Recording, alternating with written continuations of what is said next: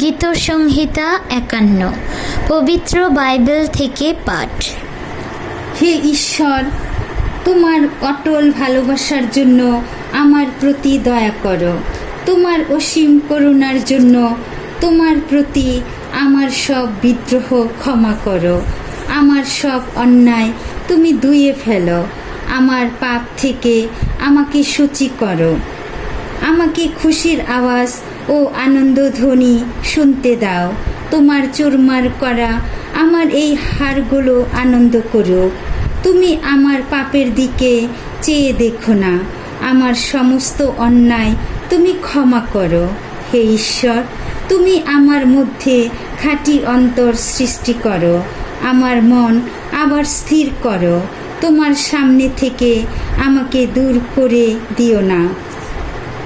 আমার মধ্য থেকে তোমার পবিত্র আত্মাকে নিয়ে যেও না। তোমার দেয়া উদ্ধারের আনন্দ আমাকে আবার দাও। তোমার বাধ্য হওয়া ইচ্ছুক মন দিয়ে তুমি আমাকে সবল করো। পিতা ও পুত্র পবিত্র আত্মার জয় হোক। আদিতে যেমন হইত, এখনো যেমন হইতেছে এবং যুগে যুগে সতত হইবে। আমেন।